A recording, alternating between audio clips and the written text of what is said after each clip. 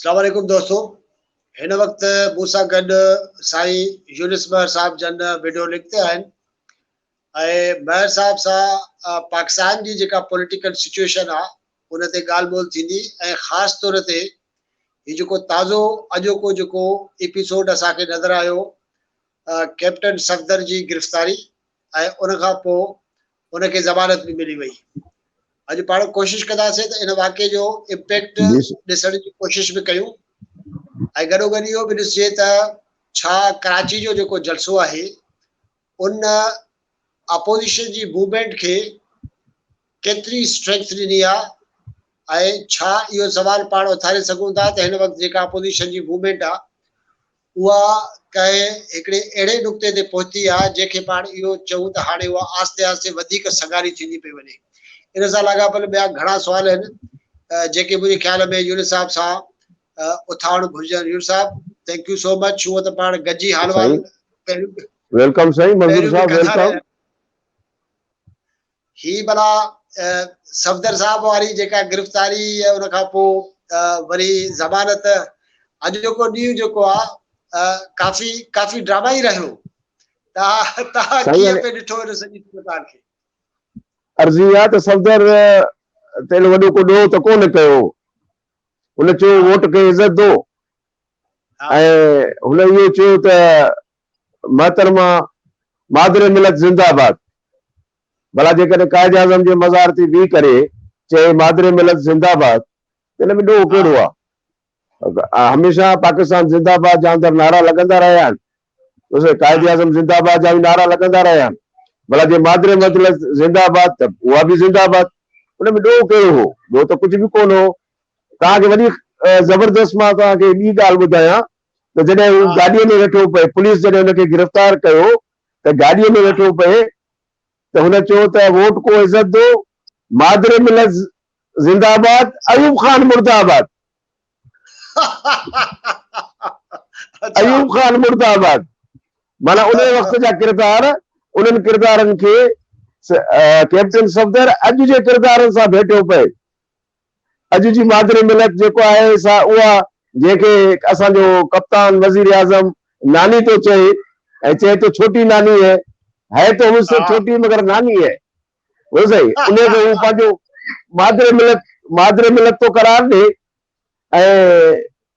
ऐं अयूब खान जो जे पस पर्दा जेको अॼु जो जेको आमिर आहे उनजी निशानदेही तो करे। तमसीली जेको आहे हिसाब सां हुन निशानदेही कई आहे। हाणे इहा आहे सूरत-हाल। मां सम्झां थो त हाकमन खां इहो थियो छा यूनुस साहब, इहो थियो छा? मिसाल तौर ते ॾिसो न जेकी ॻाल्हियूं हाणे खुली आयूं, आईजी साहब जेको आहे उहो राति जो 4 वॻे जेको आहे अगवा थियो।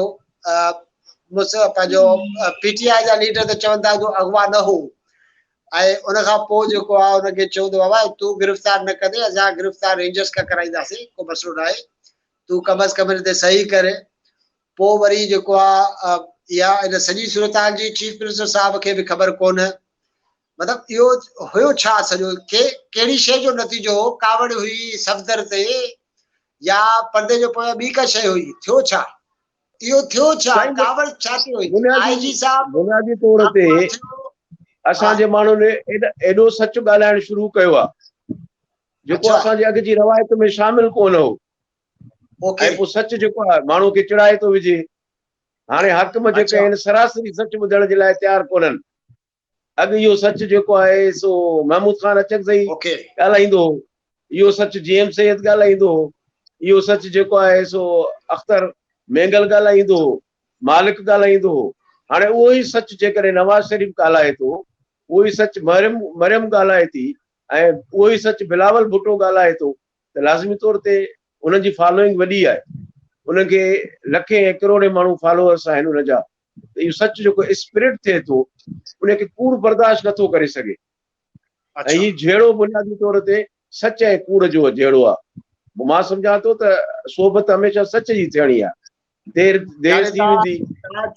त इहो जेको सच त सदाई जेको आहे उहो ॻाल्हाइजे थो न, पर हाणे जॾहिं वॾा किरदार ॻाल्हाइनि था त पोइ हुन जो मक़सदु आहे पोइ कावड़ बि वॾी हुई। पोइ हे सॼो वाक़ियो हुन कावड़ जो नतीजो न थियो।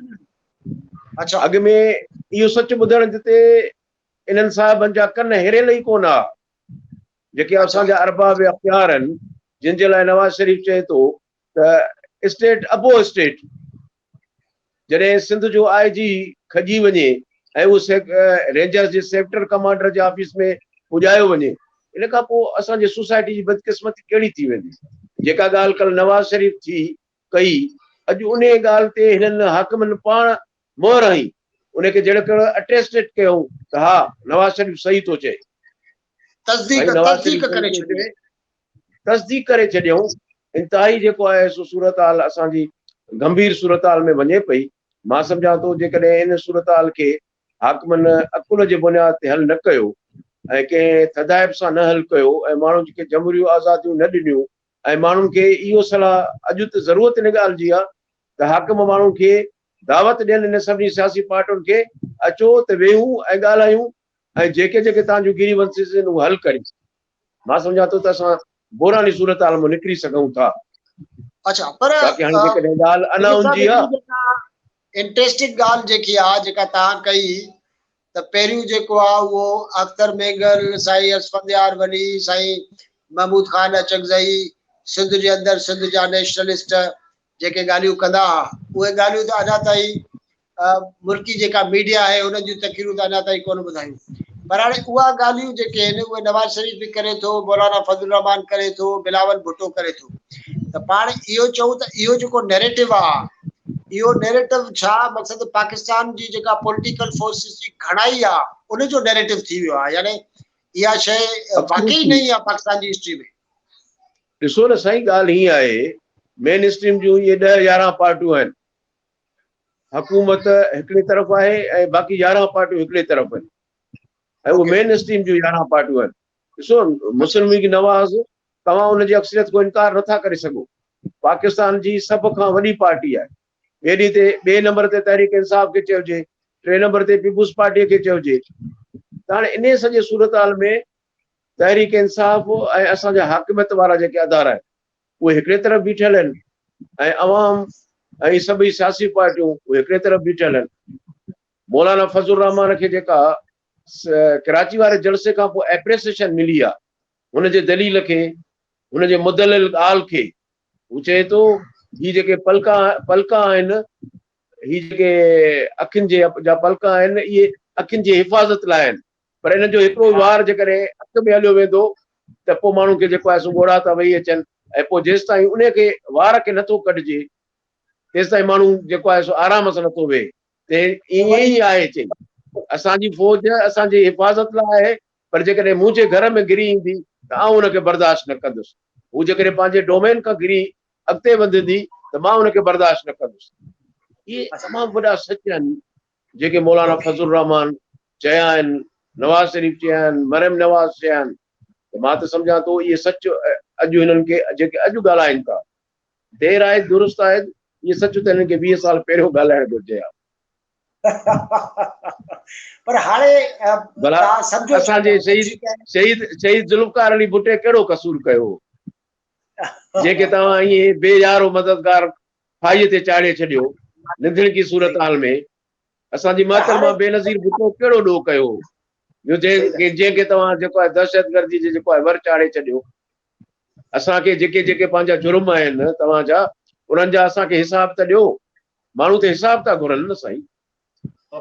हे मुल्क त असांजो गॾियल मुल्क आहे, पाकिस्तान त असांजे वॾनि ठाहियो आहे, हिकिड़े मुआदे तहत असां गॾु थिया आहियूं हिन इंतिज़ाम में। गॾियल मुल्क जी रज़ामंदी तौर ते हलबो, सभिनी खे हक़ ॾियणा पवंदा। सही ॻाल्हि आहे, सही ॻाल्हि आहे, इहो त ज़ाहिरी ॻाल्हि आहे, इम्पोर्टेंट आहे। पाकिस्तान जे कॉन्स्टिट्यूशन में जिन हक़नि जी ॻाल्हि आहे, कम से कम तव्हां जेको आहे उहे चई था कयो। पर हाणे ही जेको ज़मानत वारी जेका असांखे सिनेरियो नज़र आयो, त पोइ छा मक़सदु आहे त असांजे पावरफुल सर्किल्स में, रूलिंग सर्किल्स में का रीथिंक थियो, ॿीहर सोच वीचार थी, या छा थियो? ज़मानत बि थी वई, ठीकु आहे, पर इन जो इम्पैक्ट जेको आहे उहो कीअं थियो? मतिलबु एपीडीएम खे वधीक इम्पेटस, वधीक फ़ाइदो थियो? मतिलबु इन जो तर्जुमो कीअं पाण कंदासीं? साईं चयो वियो त हाकिमनि इहा ॻाल्हि कई त जो गुजरांवाला जलसो साईं 20 नज़ारनि जो हो, 22,000 जो हो, 30,000 जो हो, पर कराची वारे जलसे जे लाइ उन्हनि बि अहिड़ो तबसरो कोन कयो त 50,000 जो हो, 60,000 जो हो। लखनि जो जलसो हो ऐं ऑर्गेनाइज़ जलसो हो। उहो पहिरें जलसे मथां कुझु सिखी आया। मौलाना फज़लुर रहमान उन जलसे में 2:30 बजे जेको आहे सो तक़रीर कई। हाणे 2:30 बजे सुबुह को वेठल माण्हू राति जो 2:30 बजे ताईं 14 कलाक वेही करे तक़रीरूं ॿुधंदो, इहो त नामुमकिन आहे। इंसान आहे, आयो पए वियो पए, ऐं तंहिंजे करे हिननि इहो 12:30 1 बजे ताईं जलसो हलाए करे ख़तमु कयो। मां त चवां थो त अञा हिनखे लिमिटेड कयो वञे। 5 कलाक जलसे जा तमामु फर्स्ट क्लास आहिनि। जलसो देर में देर 6 बजे शुरू थिए, 10-11 बजे ख़तमु थी वञे घुरिजे। हिकिड़ी ॿी शइ जेकी आहे उहा उन ते पाण ज़रूरु ॻाल्हायूं। हिन सॼी मूवमेंट में हूअ त ज़ाहिरी ॻाल्हि आहे मौलाना फज़लुर रहमान जेको आहे उनजो हिकिड़ो वॾो वसीउ तजुर्बो आहे ऐं हू हुनखे वॾो ज़ीरक सियासतदान जेको आहे उन तौरु मञियो वेंदो आहे। पर मौलाना फज़लुर रहमान जेको आहे उहो हिन अपोज़िशन जे इतिहाद खे लीड करे थो ऐं जेको फिज़िकली जेको सीनियर तरीन लीडर हुजे थो उहो मौलाना फज़लुर रहमान हुजे थो। उन्हनि जी तक़रीरूं इवन कराची वारी जेका तक़रीर आहे उहा तमामु हर पासाई ऐं तमामु घणा माण्हू चवनि था त हिकिड़ी मुकमल क़िस्म जी हिकिड़ी तक़रीर हुई जंहिंमें हर रुख खे टच कयो वियो। मौलाना फज़लुर रहमान उनजी पार्टी जो जेको इहो रोल आहे उहो जिते पाकिस्तान जे अंदरि असरअंदाज़ थींदो, घणा माण्हू चवनि था त इन जो वॾो हिकिड़ो इम्पैक्ट सिंध में पवंदो। तव्हांजो छा ख़्यालु आहे हिन ते? सही ॻाल्हि हीअ आहे न, जेको बि माण्हू पंहिंजो रोल अदा करे थो लाज़मी तौर ते सोसाइटी ताईं उनजा असरात पवनि था। मौलाना फज़लुर रहमान तमामु खरियूं ॻाल्हियूं कयूं। हुन चयो बाबा जेकॾहिं का बि रियासत हूंदी जेकॾहिं हुनजी इकामनामी वाइबल न थींदी उहा रियासत न हली सघंदी। हुन सोवियत यूनियन जो मिसाल ॾिनो। सुपर पावर सोवियत यूनियन हो, जेके इकानॉमिकली तौर ते हुनजो कोलेप्स थियो त उहा सोवियत यूनियन न हली सघी। ऐं पाकिस्तान में बि जेको अॼु जो बहरान जेको आहे उहो इकानमी जो बहरान आहे। तव्हांजो जेको रुपयो आहे उहो अफ़गानिस्तान खां घटि आहे ऐं तव्हांजो जेको आहे सो जेका सालियानी ग्रोथ आहे उहा माइनस में वञे पई ऐं ईंदड़ साल उमेद आहे त प्लस 1 ते थी वेंदी। हाणे जॾहिं पीटीआई जी मौजूदा हुकूमत वरिती हुई जेका सूबनि जी ॻाल्हि कई उहा घणा माण्हू चवनि था त सिंध ऐं बलूचिस्तान में ख़ासि तौर ते सिंध में हुनजो वॾो असरु थींदो। बिल्कुलु हुनजा असरात सिंध में हिकिड़ी वॾी सिंध ते बिल्कुलु हुनजा असरात पवंदा। मौलाना जो वोट बैंक अॻु में बि सिंध में पीपुल्स पार्टीअ खां पोइ वॾो वोट बैंक मौलाना जो हो। असांजे उत्तर सिंध में हर तक ते मौलाना जा 10-15-20 हज़ार महफ़ूज़ वोट आहिनि। त मौलाना पंहिंजो जमहूरी रोल जेको आहे सिंध में बि अदा कंदो ऐं इहो पोइ मौलाना जो हक़ बि आहे त माण्हू जेकॾहिं हुनखे वोट ॾियनि था त इहा मौलाना जी काविश आहे, जदोजहद आहे, उहा हुनजी एप्रिसिएशन आहे। असांखे मौलाना जी जदोजहद खे एप्रिशिएट करणु घुरिजे। मौलाना जे इन बुनियाद ते असां हुनजे किरदार खे क़बूल न कयूं त मौलाना मज़हबी माण्हू आहे तंहिंजे करे किरदार खे क़बूल न कयूं त पोइ तव्हांखे मौलाना उबैदुल्ला सिंधीअ जे किरदार खे बि सिंध कीअं ओन कयो। मौलाना बि मज़हबी माण्हू हुयो, वतन दोस्त माण्हू हो, हुरियत पसंद माण्हू हो, अंग्रेज़ मुखालिफ़ माण्हू हो, जमहूरियत पसंद माण्हू हो। उन क़ौम लाइ क़ुर्बानियूं ॾिनियूं ऐं उहो असांजो तारीख़ी तौर ते वॾो हीरो हुयो जंहिंखे सिंध जा माण्हू इमाम इनकलाब मौलाना उबैदुल्ला सिंधीअ जे नाले सां सुञाणनि था, यादि कनि था, तहज़ीम कनि था।